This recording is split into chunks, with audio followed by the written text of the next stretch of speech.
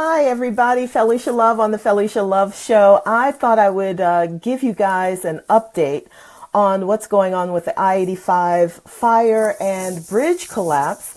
Of course, I did give you an opportunity to see attorney Gerald Griggs give you some information about what you could do to become more active in the community.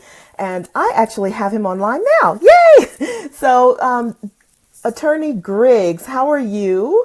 I'm doing pretty good. You know, it's a Friday evening. We're watching election results come in, so it's going well. Yes. Well, I'm going to now, there, everybody can see you.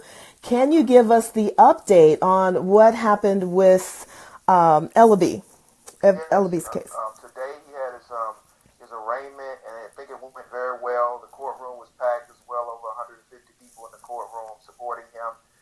And his lawyers did a fantastic job securing a $10,000 signature bond because of the outpouring of activism and awareness of the community around this case. So he will be out shortly, sometime this evening, and then he'll go into a facility that'll take care of his needs. And then we will continue to raise awareness around the issue of homelessness in the community, and hopefully get this case resolved in his favor. So I just want to thank everybody that came out. 150 people packed the courthouse. That's awesome. Very productive and successful. And that's what happens when people come together as coalitions and community members come together for a good cause, to rally behind this young man and to make sure justice is going to be served. So I think the pressure of changing of the narrative towards the truth of what's going on in this case did a profound job in affecting change for this and success in getting a bond that was reasonable. Absolutely. And the bond, did I read it correctly, is significantly lower than it was initially? Yeah, initially it was a $200,000 bond. Now it's a $10,000 signature bond. Wow. He does have certain conditions, and I won't go into those. No. But, yeah. But he will be freed, and then we will start the process of rehabilitation, and that's where the community can come together again by going to www.basilellb.org. We need to make sure that his needs are met, and then we need to homelessness in this city. Like I said, 2,000 people sleep every night outside in the heat, in the cold, under bridges, and we need to make sure we do more for the least of us. Just 2 days ago, people were celebrating Easter, and I mean, Jesus was quite clear: what you do to the least of us, you do to me. Absolutely. So if we really want to be serious about our beliefs, we need to start giving back to our underserved communities, our communities of color that are actually homeless. 65% of the homeless population in Georgia is African American. 15% of them are veterans. Yeah. 20% of them are families with children. So we need to highlight these issues, and I think that's what this case does. Awesome. So now that we're on the subject of homelessness, could you give us a few ideas as to what the community can do to alleviate that problem? Yes, you can join with organizations like Task Force for the Homeless. You can join with Hosea Feeds the Homeless. These are organizations that have been doing it for 20, 30 years. Yeah. And we need to elevate those organizations in this space. We need to make sure we highlight the work they're doing.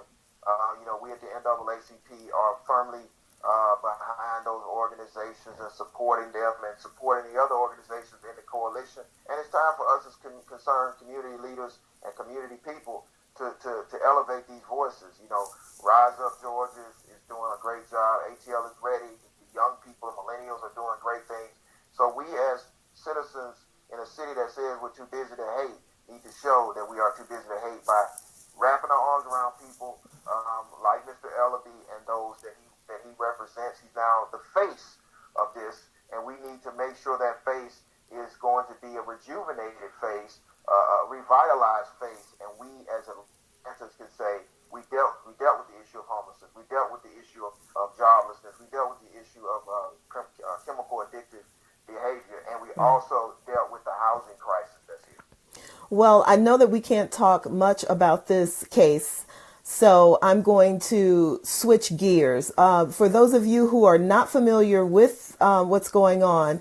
It has to do with the bridge that was burned not long ago at all. About three weeks ago. Yeah, it was burned down, and the bridge collapsed on I-85, causing lots of havoc, downtown traffic, and all of that stuff. So this case is centered around a homeless person. And so the question that I'd like to ask you, Attorney Griggs, is let's talk about mental health, mental illness, because we have this case that we're dealing with in Georgia, of course, and then we also have Steve Stevenson, who had to have had some kind of mental illnesses going on.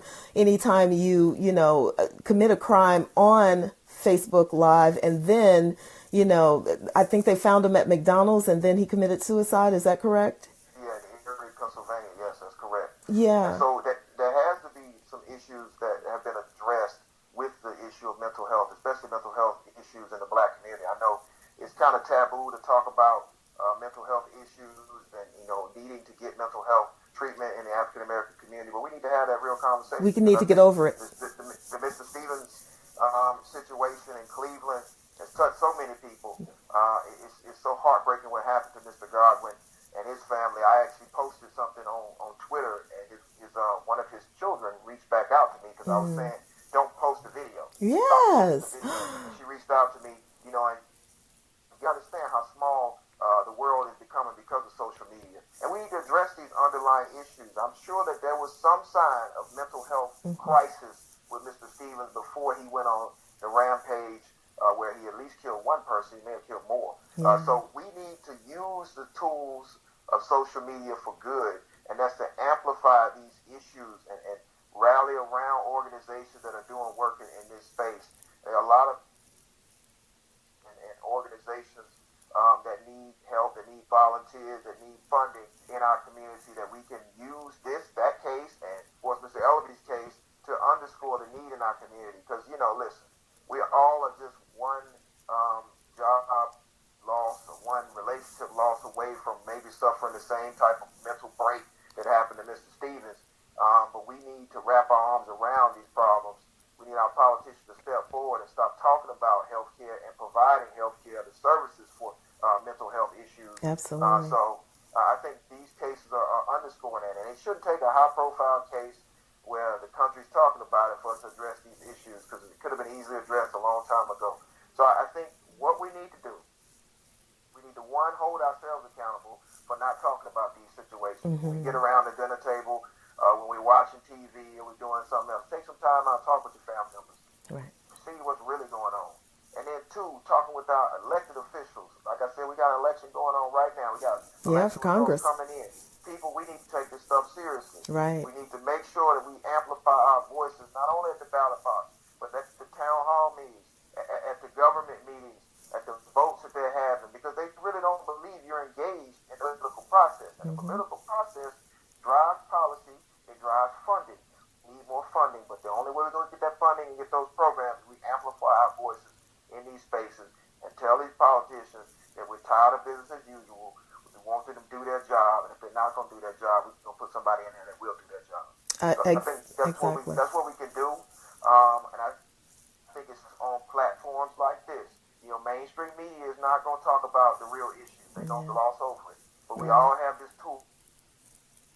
We have this computer. We can start having these conversations in small groups, Google Hangouts, Facebook Live, and it can build, because the Women's March can build from a Facebook event page into a movement. We can move in our own African American communities to take back our communities and to get the resources we need. I'm glad you mentioned that, because I did do a little shout out on Sunday after having run into you about your work with the Women's March. Could you reiterate for the audiences that's listening now your work on for the Women's March? I mean, it's been significant. Yeah, and I must say that I've been blessed to be around some phenomenal women, Janelle Green, Pastor Sabrina McKenzie, Caroline. Just a lot of women that are angry, and they're angry that this administration is doing with women's rights and human rights. And so they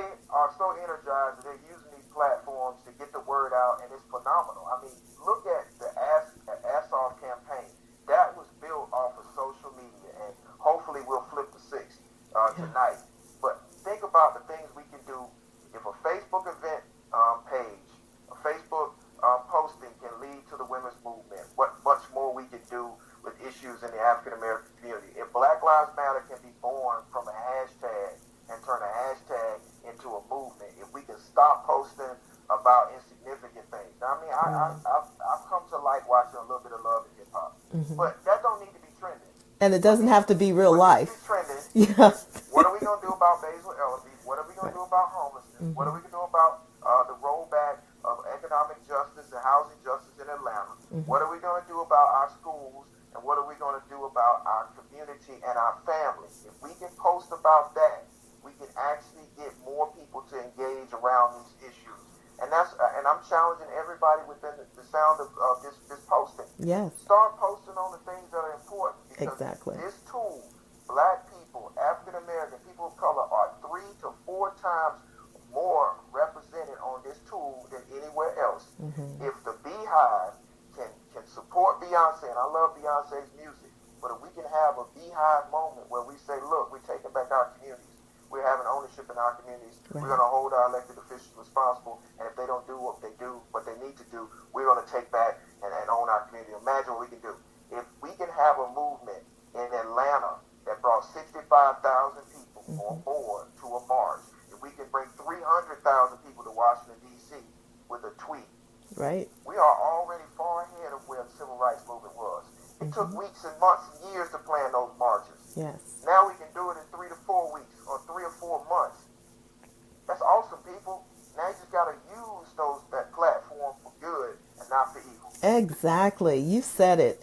If we could just change that paradigm, because I think we are desensitized to all of this negative propaganda that we see on our electronic devices, that when things happen in real life, it really doesn't connect to the human spirit, and it's sad.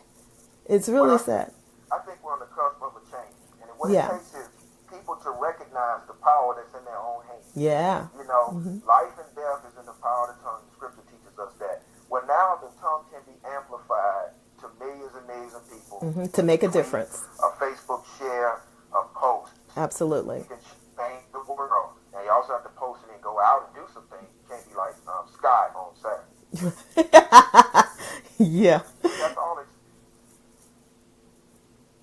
The video stuck, guys. Just hold on just a second. I have a little technical difficulty. Are you there?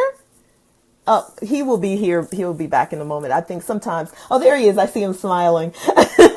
Sometimes, Facebook Live is all cool and everything, but we do have some technical difficulties because the streaming video slows down sometimes. So I apologize for that. But he is back. Again, for those of you who are just tuning in, it's attorney Gerald Griggs that I'm speaking to right now. He's a very prominent lawyer here in Atlanta. He's also holding a post with the NAACP. And we were just talking about the march, the Women's March. So, Attorney Griggs, now that you're back with us, let me ask you, what's the next step? Now that everyone, over 65,000 women have marched in Atlanta, what's up next? Or marched from Atlanta, have marched. Oh, he's back. Poor connection. Well, he'll be back in a moment. But I really want to ask him, what's going to happen for the women who've marched on Washington? What's going to happen next?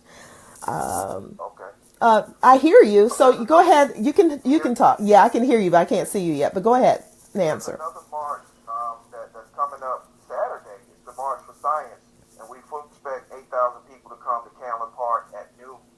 So everybody can come out for that. NRA protest will be here. Senator Perdue and Isaacson will be there. We'll be marching there. But the main thing is for people to join the Georgia Alliance for Social Justice on Facebook if they want to learn about offices and all the actions that are occurring. But we're also marching to the polls. Most of the women we have Resist Trump Tuesday today, most of the women that use our at Resist Trump Tuesday are out canvassing for John also. So what y'all need to understand is you're watching the birth of a political movement here, a progressive movement that took birth online and is now making itself known in the world larger. So people need to get involved.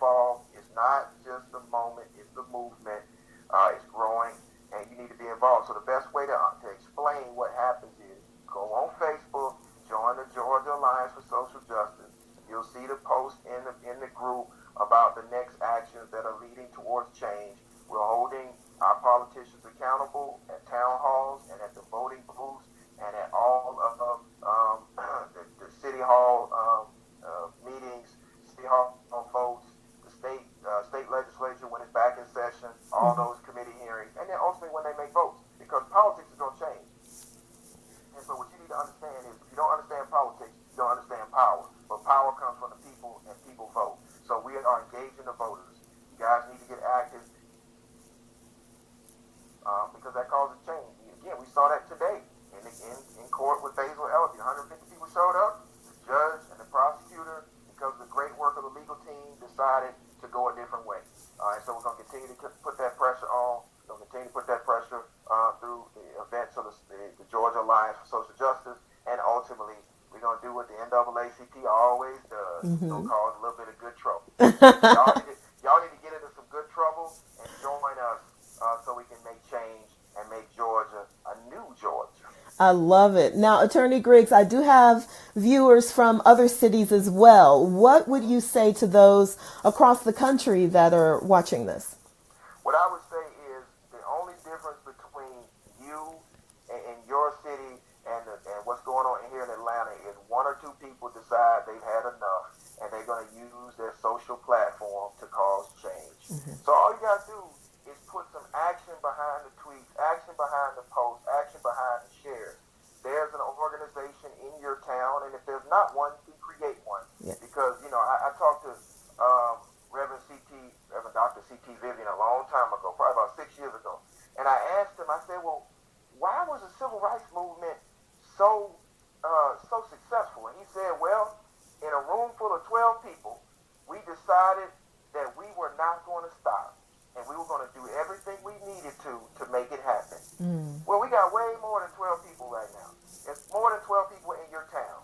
So for all those people that are complaining, stop listening to the complaints and say, hey, you know what? We're tired of the infrastructure problem. Let's go on down to City Hall and let's sit there until we get one of our aldermen to listen. And if they don't listen, let's organize and mobilize and go knock on some doors and get somebody else elected.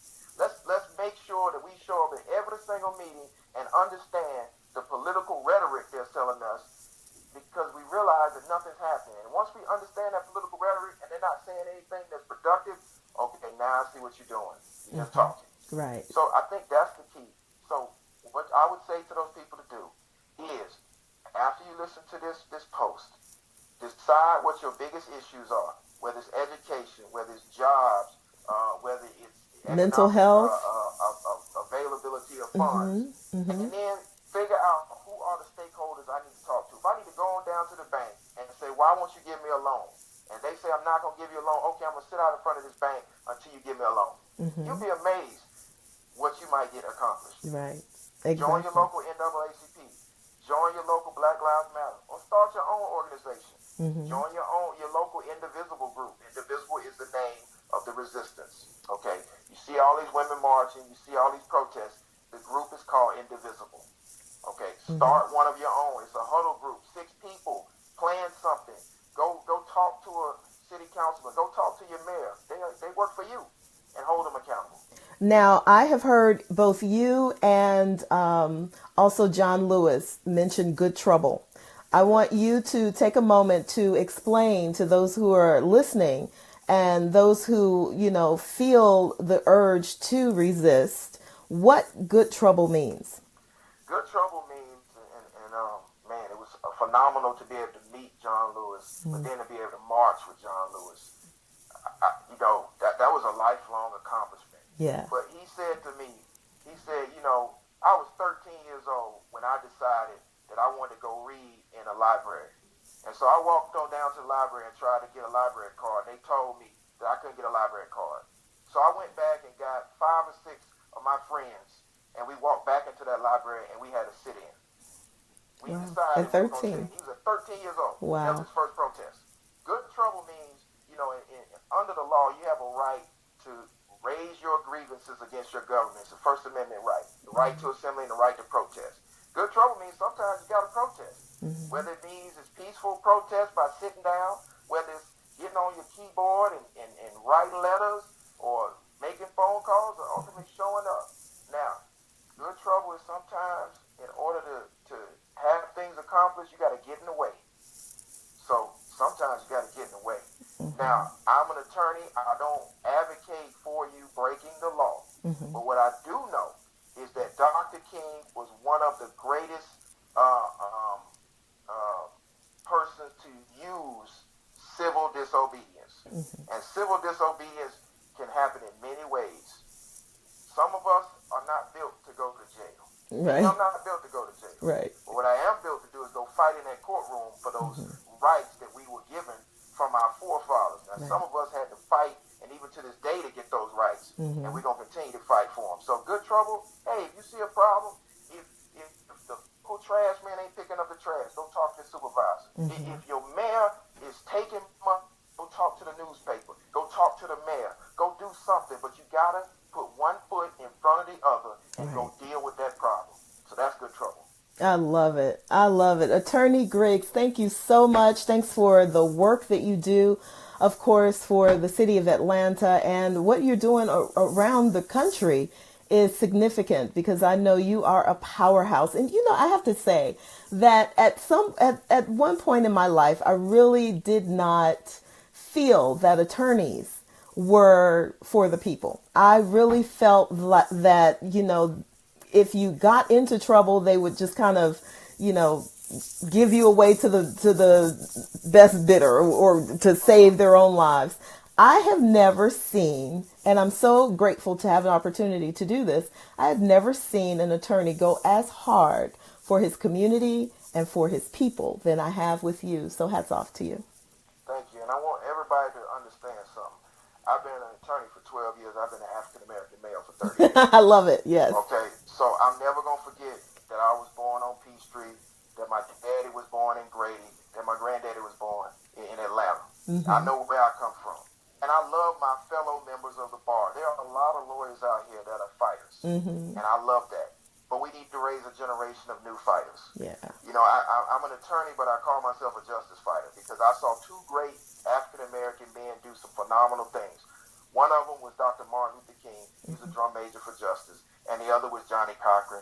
He was just a fighter. Right. He's a trial advocate. So I blended both of those together to become the justice fighter. And what I'm going to do is I'm going to fight for people's rights inside the courtroom. I'm going to fight for people's rights outside the courtroom. I like it. Because we swore an oath when I was sworn in by the bar to protect and defend the Constitution of the United States of America. And the Constitution starts with we the people. So I'm going to fight for the people.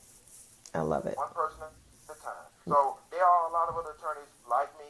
I hope to raise up a generation of freedom fighters and justice fighters like me. But all it takes is one person to see, hey, Dr. King did it that way. Johnny Cochran did it that way. You know, hopefully there'll be 15 or 20 other lawyers after me that'll do it this way. And we got to give back to our community. It's not all about making money. It's about making change. I had to sneeze there, but absolutely, absolutely. Before you go, I just thought about something that really concerns parents that saw this. Did you see on social media where there were 3 young ladies that was trying to jump on this woman's daughter, and then the parent got, you know, tried to walk her away, and then ended up, you know, the 3 girls jumped on the parent? Yeah, I saw something about that. And I think that's, you know, I saw a video, I forgot where it was from, but a man, I think it was New York or something, Philadelphia, these 2 young boys were starting to fight, and everybody was recording. And he stepped in the middle of it, and he said, not today, y'all not going to do this, look at your friends laughing at you. Here's what we got to do as African-American parents and as adults. It's really time to take back our community from these kids. I love the kids, but we can't be afraid of these kids anymore. Absolutely. You know what I'm saying? And if we are afraid of the kids, you're not really an adult. I'm sorry. If 3 girls were going to jump on somebody's mama and that girl, there was at least 15 other adults standing around. Taking pictures. And let's get something straight. In Georgia, it's not against the law to discipline your child. 16.523.1 says you have the right to reasonable corporal punishment of your child. That's why it's important to know the law. Because we are scared because we don't know the law. Right. These kids are taking advantage of the fact that you don't know the law. Yeah, they are. I promise you, if you reasonably discipline your child, and you need somebody to come in that courtroom and tell the judge and the prosecutor the law and ultimately tell a jury what the law is, I will do that because we have to take back our community. So the next time I see a video posted on Facebook about a fight, I'm going to personally respond and be like, listen, we always complain about what's going on in our community, but we're not doing anything about it. When the next time you see a fight video posted, post something under that says, listen, we are adults, take it down. Right. Absolutely. Absolutely. I am so glad I mentioned that. That's what Big Mama would do. We need some more Big Mamas. We do, and you're absolutely right. I think parents have gotten afraid of children now because once we heard that mandate that, you know, you call DFACS, you could get in trouble with your child. I think that was a license for a lot of our kids to say, oh, well, you don't really run this. You know, and it put us, a lot of parents in a compromising position. But you're right. We absolutely need to take our community back, take our kids back because they are running awry. It's crazy. It's crazy. Well, thank you so much. Thanks for spending some time with me here on the Felesha Love Show. Attorney Gerald Griggs, you've been working really hard today. Good stuff. Thank you so much. Thanks for everything that you do. Look forward to talking to you in the future. Absolutely. And if someone wants to get in touch with you, do you have any social media or contact information? Follow me on all social media at Attorney Griggs, ATTORNEYGRIGGS. And make sure you go to www.basilelaby.org to aid in this fight, in this struggle to clear this young man's name, but more importantly, to give back to those that are in need, the homeless that are in Atlanta, the 2,000 that are sleeping outside right now. So let's do something, people. Let's be effective agents of change. I love it. Attorney Griggs, thanks so much. You know, we need some more soldiers like you. We do. We do. You guys do your part. You're out there. You've heard it firsthand. So do your part. I'm Felesha Love with the Felesha Love Show. I will see you next time. Be well. Well, I hope you walk away with a good sense of what social wellness is all about. You know, it's about the people around us and how we interact with them, our communication skills, as well as our respect for ourselves and others.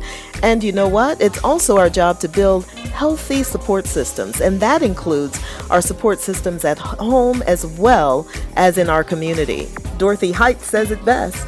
Without community service, we would not have a strong quality of life. It's important for the person who serves as well as the recipient. It's the way in which we ourselves grow and develop. Thanks so much to Attorney Gerald Griggs and Zoe Williams. I'm Felesha Love. Be well.